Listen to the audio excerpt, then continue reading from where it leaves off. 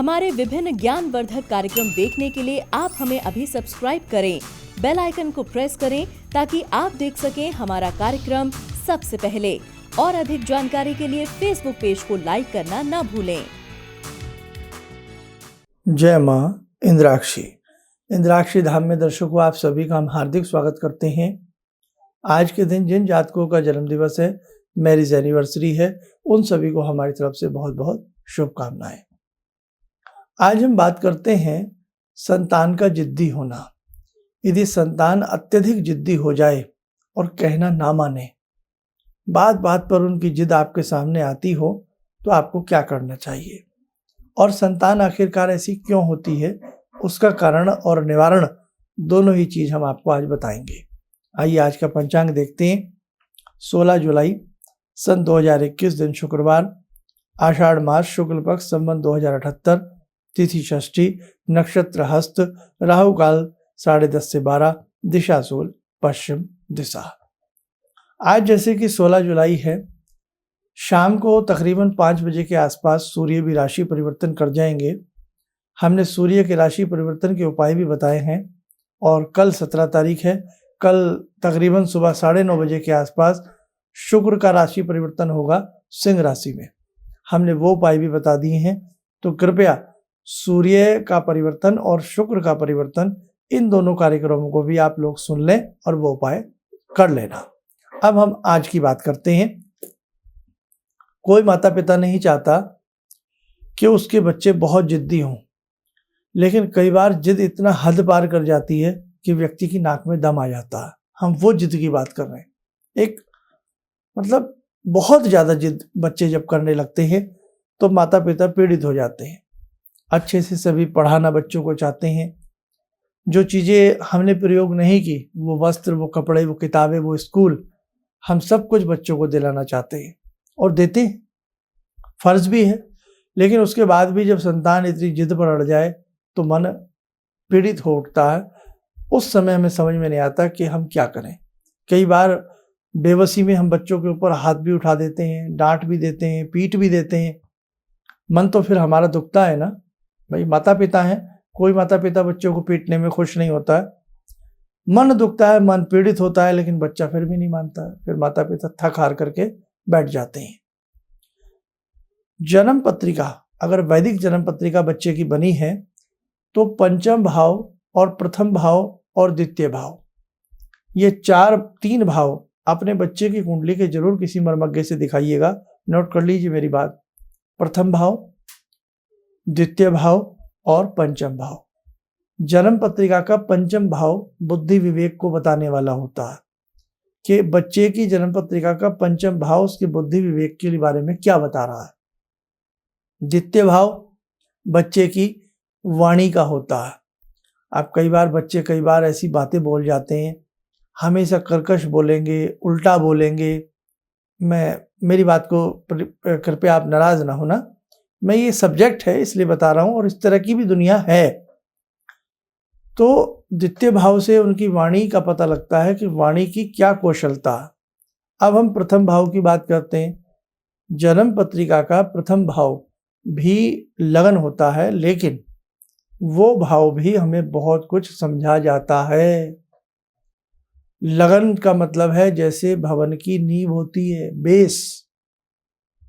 बच्चे का बेस कैसा है, उसका वहां ग्रह कैसा बैठा है, क्या कह रहा है, तो ये बातें ध्यान रखना। और यदि आपके बच्चे की कुंडली नहीं है, डेट ऑफ बर्थ में समय में कंफ्यूजन है, तब हाथ की रेखाओं से बच्चे का सूर्य, रिंग फिंगर के नीचे सूर्य रेखा होती है, कैसी है, मस्तिष्क रेखा उसकी कैसी है। अगर बच्चे की मस्तिष्क रेखा, ये आयु रेखा होती है गोलाई लिए हुए, आयु रेखा के बाजू में ही एक होती है मस्तिष्क रेखा जो चंद्र पर्वत की तरफ इधर की तरफ आती है। ये मस्तिष्क रेखा बहुत ज्यादा कटी फटी होगी, कमजोर होगी या दो मुही होगी, बहुत ज्यादा नीचे को लटकी भी होगी तो भी अच्छी नहीं होती है। ऐसे बच्चे कई बार मानसिक तनाव का भी शिकार हो सकते हैं और कई बार वो बच्चे कहना नहीं मानते, या कई बार अगर बहुत ही ज्यादा रेखा ये तोड़ी मुड़ी तार की तरह है और बिल्कुल ऐसे सीधी सी जाकर के तार की तरह तोड़ी मुड़ी हुई है, तो ऐसी स्थिति में बच्चा मानसिक स्थिति से विक्षिप्त कमजोर भी हो सकता है। प्रयास यही करें, प्यार से समझाने का कार्य करें। आपके जिगर का टुकड़ा है आपका बच्चा, और बच्चों के लिए हर माता पिता जीवन को जीता है। 2 ही बच्चों के सहारे पूरी जिंदगी निकल जाती है, 1 हो तो 1 के सहारे निकल जाती है, 3 है तो 3 के सहारे निकल जाती है। माता पिता का पूरा जीवन इनके लालन और पालन में ही निकल जाता है ना। अब क्या किया जाए? आपको कुंडली देखनी तो आती नहीं, हाथ की रेखाएं देखनी आपको नहीं आती, कोई ऐसी स्थिति आपको मिल नहीं रही है, या बहुत सारे कारण बन जाते हैं कि भाई आप, तो हम उपाय क्या करें, है ना। तो आपने जो मैंने बताया है, एक तो कुंडली या हाथ की रेखाएं किसी को दिखा सकते हैं, संभव है, वेल एंड गुड, जरूर दिखाइएगा। और बच्चा जब जन्म लेता है तो जन्म के साथ साथ उसका नक्षत्र क्या था, कहीं उसकी कार्तिक शांति तो पेंडिंग नहीं है, कहीं बच्चा गंडमूल में तो नहीं था, और गंडमूल के साथ साथ उसके ग्रह कैसे हैं, ये सारी बातें अच्छे से दिखाने के बाद बहुत अच्छा नतीजा कुछ ना कुछ निकल के करके आता है। जो बच्चा जिद्दी है, कहना तो वो मानेगा नहीं। आप कहोगे बेटा हनुमान चालीसा पढ़ लो, या बच्चा छोटा है या बड़ा है, आप कहो ये ऐसा कर लो, तो वो तो जिद्दी है, मान ले, उसके मन मौजी के राजा है वो, बात मान ले तो मान ले, नहीं तो नहीं सही। तो आप क्या करें, एक कटोरी में जल रखें, और सबसे अच्छा यदि दक्षिणावर्ती शंख आपके पास है, दक्षिणावर्ती शंख में जल भर दें। दक्षिणावर्ती दो, वैसे तो कई तरह के शंख आते हैं, मोती शंख, ओम शंख, लेकिन मुख्यतः वामवर्ती और दक्षिणावर्ती शंख ही मिलते हैं। वामवर्ती शंख वो होते हैं जो बाईं तरफ से मुंह खुलता है और बजते हैं, वो हम जो घरों में बजाते हैं। दक्षिणावर्ती शंख वो होते हैं जो पीछे से जिनका मुंह बंद होता है। बाजार से मिल जाएगा सुलभता के साथ, अच्छे से अच्छा शंख 1000-1200 का मिल जाता है, और बढ़िया लोगे तो बात अलग है, लेकिन ये सही शंख है, 1000 रुपये तक, 500 रुपया तक मिल जाएगा। बाजार से ले आए और शंख में अच्छे से साफ वाफ करके उसमें हम शुद्ध जल भर दें, अगर हो गंगा जल 1 चम्मच गंगा जल डाल दें, और सरस्वती माता की चित्र के सामने उस जल को, उस शंख को रखें। शंख की जो चोंच वाला हिस्सा है वो आगे की तरफ रखें, उसके नीचे कोई चीज, माचिस या कोई चीज ऐसी रख दें, क्योंकि वो नहीं तो पानी गिर जाएगा। आप देख लेना, समझ जाएंगे जब पानी रखेंगे। और सरस्वती के ही चरणों में बैठ कर के एक हम मंत्र बता रहे हैं, वद वद वागवांदिनी स्वाहा। आप लिख लीजिए, वद वद वागवादिन्यई स्वाहा। फिर देखें, वद वद वागवादिन्यई स्वाहा। लिख लिया। इस मंत्र को कम से कम हम 3 माला या 5 माला, रुद्राक्ष की माला, मोती की माला, कोई भी आपके पास माला हो, सर्वसुलभ तो रुद्राक्ष होती है और सबसे अच्छी होती है। 3 माला या टाइमली 15 मिनट या 10 मिनट इस मंत्र को करें।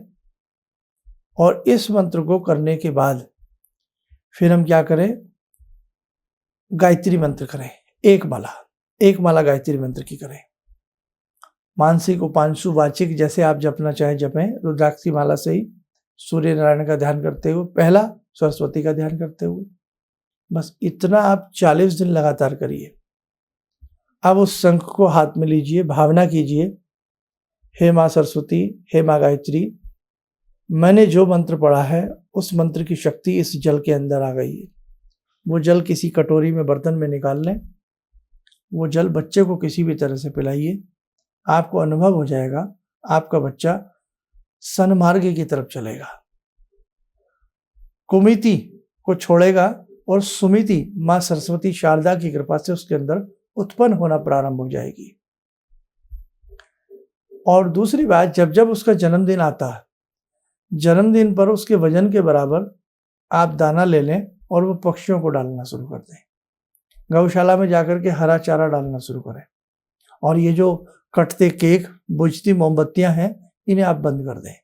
आप जन्म दिवस मनाइए, लेकिन हिंदू रीति रिवाज के हिसाब से मनाइए, अपनी परंपराओं के हिसाब से मनाइए, आपके लिए अच्छा रहेगा। अपने बच्चे का जब भी नाम रखें, किसी मर्मज्ञ व्यक्ति से अच्छे से सोच विचार करके बच्चे का नाम रखें।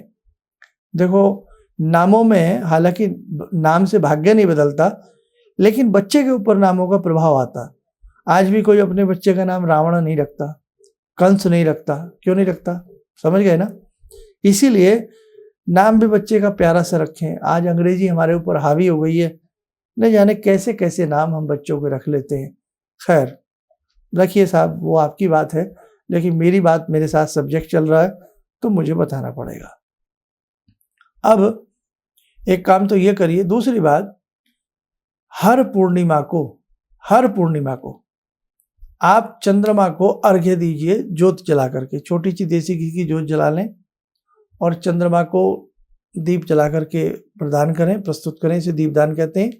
और थोड़ा सा जल चंद्रमा को अर्पण करके, बाकी जल गमले वगैरह में कहीं भी डाल दें या गमले में डायरेक्ट डाल दें।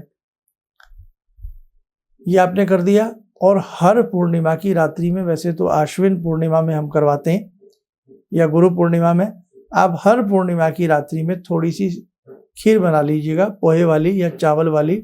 साठी के चावल ले लें, कोई से भी ले लें। वैसे सबसे अच्छा रहता है जो पोहा होता है, जो पोहा आप घर में बनाते हैं, उसी पोहे को पानी से अच्छे से धो लें और दूध को अच्छे से बॉयल करके ठंडा सा करके फिर उसमें वो डाल दें। और थोड़ी सी शक्कर उसी समय डालना चाहे तो डाल दें, नहीं तो बाद में मिला लें। चांद की रोशनी में रखें उसे। मैंने हजारों बार ये प्रयोग बताया। मंत्र है, चंद्र रूप भगवान तुम अम्म सुधा दुराओ, आज हमारी खीर में अमृत रस टपकाओ। दोबारा सुने, चंद्र रूप भगवान तुम अम्म सुधा दुराओ, आज हमारी खीर में अमृत रस टपकाओ। बस ये ऐसी भावना करके कि भाई इसमें अमृत टपके हे चंद्रदेव, और मेरे बच्चे का जो मन है वो आपकी तरह शीतल रहे, उसके विचार अच्छे रहें, उसकी सोच अच्छी रहे। चंद्रमा मनसो अजैत, चंद्रमा मन के स्वामी होते हैं। चंद्रमा अगर कुंडली में कमजोर है तो बच्चे का मन या बच्चे की सोच पर भी उसका इफेक्ट आएगा ही आएगा, है ना। हमारे शरीर में जो जल है उसके ऊपर चंद्रमा का अधिकार है। समुद्र में ज्वार भाटाएं आती हैं, चंद्रमा की वजह से आती हैं। पूर्णिमा की रात्रि में या पूर्णिमा के आसपास दिन में जो मानसिक स्थिति के बच्चे होते हैं, विक्षिप्त बच्चे होते हैं, या पागल खाने में हलचलें तेज हो जाया करती हैं, उनमें पहरे बढ़ा दिए जाते हैं, क्योंकि चंद्र का असर साक्षात हमारे ऊपर पड़ता है। चंद्र रस उत्पन्न करता है, जड़ियों में, बूटियों में, फलों में रस उत्पन्न करता है। सूर्य जैसे पकाते हैं तो चंद्रमा रस भी भरते हैं। ऐसे जीवन में मधुर रस आए, आपकी वाणी में लावण्यता आए, आपके बच्चे की बोली में, क्या बात है साहब। तो चंद्रमा, इसलिए हम चंद्रमा की बात आपसे कर रहे हैं। चंद्रमा का दान भी हम कर सकते हैं। अगर रात्रि में हम ऐसा खीर वगैरह नहीं बना पाते हैं तो जैसे सफ़ेद रंग की कोई भी चीज़ें हैं, मिष्ठान है, वस्त्र है, चावल है, चीनी है, दूध है, तो कोई भी बच्चे का हाथ लगवा करके कम से कम 5 पूर्णिमा तक दान किया जाए। दूसरी बात, संकल्पित होकर के आप एक बार पूर्ण मनोवेग के साथ रामायण जी का पाठ करिए बच्चे के नाम से। अब वो रामायण जी आपसे चाहे 15 दिन में पूरी हो, आप धीरे धीरे पढ़िए, आराम से एक एक हिसाब से पढ़िए। आसपास किसी पंडित जी से थोड़ा समझ लीजिए, नहीं आता तो एक बार संकल्पित होकर रामायण जी का पाठ करिए, या अपने घर में 24 घंटे की जो अखंड रामायण का पाठ होता है वो किसी विद्वान व्यक्ति से कराइए बच्चे के नाम से, अच्छा असर मिलेगा। सरस्वती चूर्ण होता है, वो बच्चों को थोड़ा थोड़ा ताजे जल से, ताजे दूध से दिया जाए सुबह के समय, प्रभाव डालता है। हालांकि मैंने जो आपको मंत्र और गायत्री मंत्र की बात बताई है, आप 40 दिन करिएगा, आपको इफेक्ट नजर आएगा। और कभी कभी ऐसे बच्चों को हनुमान जी के बाएं पांव का, है ना, लेफ्ट फीट का तिलक भी बच्चों के मस्तक पर लगाते रहना चाहिए। कई बार बच्चों को नज़र दोष या और बहुत सारी चीज़ें हो जाती हैं, तो वो भी बच्चों की दूर होंगी। तो आज तो मैं सोचता हूँ पहले इतना ही बहुत है। उपाय तो हमारे पिटारे में लाखों हैं, हम लाखों उपाय बता सकते हैं, लेकिन हम इतने सारे उपाय नहीं कर पाते हैं। तो फिलहाल इतना ही सही।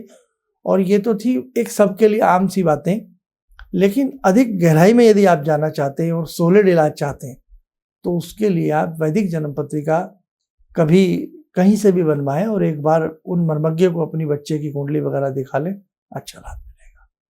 आइए, मेरे साथ को समय हो चला है। आज की ध्यान साधना में जगजननी से जुड़ने का प्रार्थना करें। हे भगवती, सभी के बच्चों को अच्छी आयुष्य दें, बुद्धि दें, बल दें, ओज दें, तेज दें। ॐ सिन्दूरारुणविग्रहां त्रिनयनां माणिक्यमूलस्फुरात् स्तारानायकशेखरं स्मितमुखी बापेन वाक्षोरुवां पाणिभ्यामलपूर्णरत्नचषकां रत्नोत्परां बिभ्रति सौम्यां रत्नघटस्थरक्तचरणां ध्यायेत्पराम् अम्बिकां खड्गं चक्रगदेषु चापपरिगान् चूलम्बुसुण्डिं शिरा शङ्खं संदधतीं करे स्त्रीनयनां सर्वाङ्गभूषावृतां नीलासमद्युतिमास्य पाददशकां सेवे महाकालिकां यामास्तो स्वपितैहरो कमलजो हन्तुं मधुं कैटवम् विद्युद्दामसमप्रभां मृगपते स्कन्दस्थितां भीषणां कन्या विहकरवालखेटविलसा धस्ताविरासेवितां हस्तैश्चक्रगदाशिखेटविशिखां चापं गुणं तर्जनीं विप्राणामलिलात्मिकां शशिधरां दुर्गां त्रिनेत्रां भजे। कवच बना लें, ध्यान करें, जगजननी का आशीर्वाद हम सबके ऊपर बरस रहा है।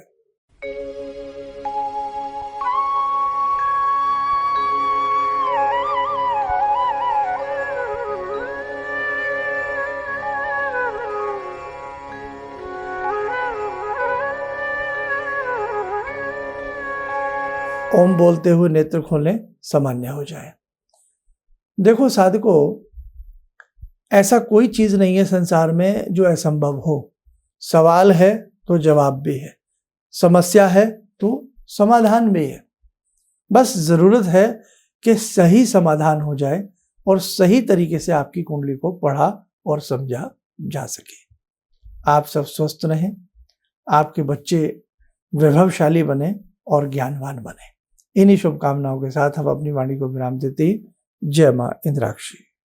मेरे 2 बच्चे हैं, दोनों का एग्ज़ाम चल रहा था। आपने जो एक मंत्र बताया उनको मैंने बता दिया, जो बेटा तुम नहा करके सुबह सुबह उसके बाद ये मंत्र 11 बार ज़रूर पढ़ लेना, टेस्ट देने जाना। जब उसका पेपर मिला तो उसको बिल्कुल दिमाग में आया नहीं, जो एक भी क्वेश्चन मुझे आता है, लेकिन जब वो लिखने बैठा तो पूरी लिख डाला और इतने अच्छे मार्क्स से 97 पॉइंट से परसेंटेज से पास किया है। किसी भी समस्या के समाधान के लिए मिले प्रसिद्ध हस्तरेखा एवं वास्तु विशेषज्ञ प्रोफेसर धर्मेंद्र शर्मा जी से। नोट: शिविर में भाग लेने हेतु एवं व्यक्तिगत रूप से मिलने के लिए कॉल करने का समय सुबह 10 बजे से शाम 6 बजे तक। हमारे विभिन्न ज्ञानवर्धक कार्यक्रम देखने के लिए आप हमें अभी सब्सक्राइब करें, बेल आइकन को प्रेस करें ताकि आप देख सकें हमारा कार्यक्रम सबसे पहले। और अधिक जानकारी के लिए फेसबुक पेज को लाइक करना न भूलें।